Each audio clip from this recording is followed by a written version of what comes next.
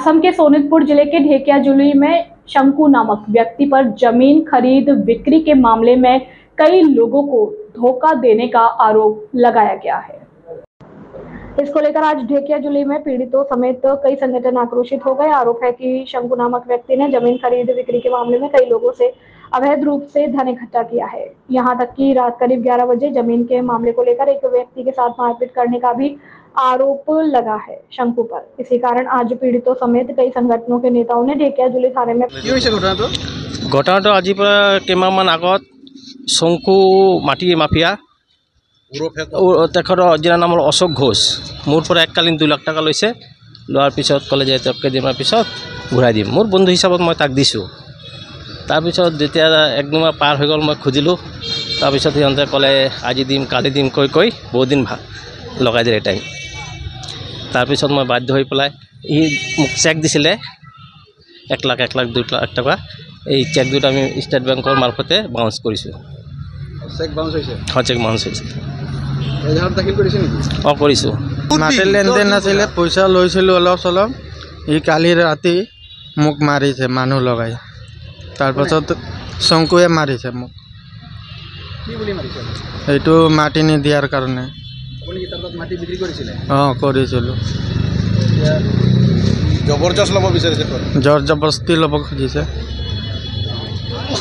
কেইজন আছিলে মাটিত? 15 জন মান আছিলে। এজাহার দাখিল কৰিছে? অঁ চাওক, ঢেকিয়াজুলিৰ এজন মানুহ আছে, নাম অশোক ঘোষ, কিন্তু তাৰ দালালী নাম শংকু। অশোক ঘোষ বুলি ক'লে চিনি নাপাওঁ, তেওঁ কিন্তু মাটিৰ দালালী নামটো শংকু। বিভিন্ন ধৰণৰ মানুহ মাটি দেখাইছে, বিভিন্ন ধৰণৰ মানুহ মাটি দেখাই পইচা লৈছে। এখোজা মানুহ কষ্ট কৰি মাটি এখোজা ল'ব খোজে, অলপ পইচা জমাই। তেওঁ মালিকৰ মাটি দেখাব, বেলেগৰ মাটি দেখাই বাইনা ল'ব 2-3 লাখ লৈ বাইনা লৈ মানুহটোক মাটিও নাই পইচাও নাই। আৰু শংকু এজন দুজনক কৰা নাই, তেওঁক কৰিছে 2 লাখ টকা চেক বুক, এওক কৰিছে এনে বিভিন্ন ধৰণৰ 30-40টা। খালি ৰাতিপুৱা ফোন উঠিলেও খালি শংকুই মোৰ মাটিৰ পইচা খালে, শংকুই মাটি মুদে। শংকুৰ নিচিনা এটা মাটিৰ দালাল মাফিয়া কাৰ নেতৃত্বত চলি আছে, কাৰ আশীৰ্বাদ আছে শংকুৰ মাফি ভাবিয়াটো? কিছুদিন আগতে চাউল চোৰত জেল খাই আছিল। ই ভাবিছে নাকি চাউল চোৰত জেল খাই মই দেখা পাই গ'লোঁ, জেলত গেলে এখন এইকাৰণে মাটি মাফিয়া আৰম্ভ কৰিছে। কিছুমান মানুহ আছে 2,000 টকা কৰি জমাইছে কাম কৰি, এই মানুহকো মাটি 2 লাখ 3 লাখ লৈছে। খালি মাটি নেদে দেখাই দেই, খালি মাটি দেখাই ইমান পইচা লৈ ঢেকিয়াজুলিত চবই জানে শংকু বুলি মাটিৰ দালাল। হয়, চাওক, ঢেকিয়াজুলি ভূ মাফিয়াৰ দপদপনি যে এইখিনি আজিৰ ডেটত আমাৰ বিজেপি চৰকাৰ যে ভূ মাফিয়াৰ ওপৰত এটা বিহিত ব্যৱস্থা গ্ৰহণ কৰি ৰাখিছে, আইনক জনাই ৰাখিছে, য'তে ভূ মাফিয়া পায় তাতে তেওঁলোকক এৰেষ্ট কৰিব লাগে, জেল হাজতলৈ প্ৰেৰণ কৰিব লাগে।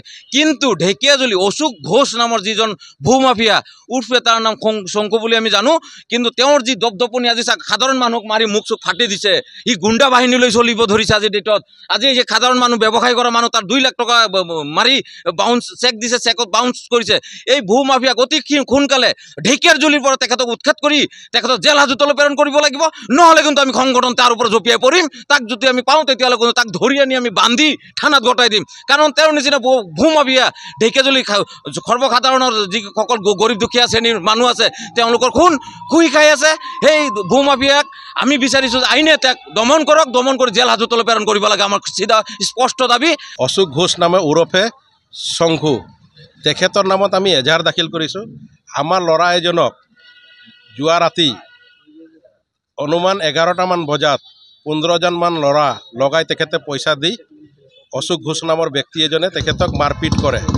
ল'ৰাজনে যেতিয়া আমাক জনায়, আমি ল'ৰাজনক লৈ কিনি থানাত আহিলোঁ। থানাত অহাৰ পিছত আজি চাইছোঁ আমাৰ চাহ জনজাতি আদিবাসী লোকক ইমান ঢেকিয়াজুলিত ইমান অঞ্চলত মাটিৰ যিখিনি মাফিয়া আছে চেলেপ আমাৰ জাতি মানুহকে ঠকাব লৈছে।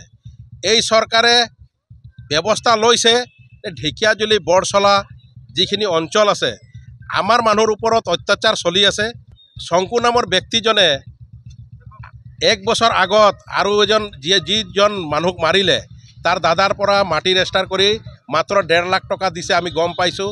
আৰু তেখেতে ৰেজিষ্টাৰ নকৰাকৈ বহুতো মানুহক তাত বহাইছে। তাৰ লগত যি লাট মণ্ডল আছে, আমি গম পোৱাত লাট মণ্ডলজনক যেতিয়া আমি মাতিছিলোঁ মাটিৰ ওচৰত, লাট মণ্ডলজনে আমাক কৈছিলে তুমি শংকুৰ লগত বুজাবুজি কৰি লোৱা। আজি লাট মণ্ডলজনে শংকুৰ লগত আমি কেলে বুজাবুজি কৰিম? আমাৰ জনগোষ্ঠীৰ মাটি কোনোবাই ব্যক্তি দালালি কৰিব, আমাৰ ওচৰত লাট মণ্ডলে ক'ব তোমালোকে শংকুৰ লগত আলোচনা কৰি লওক।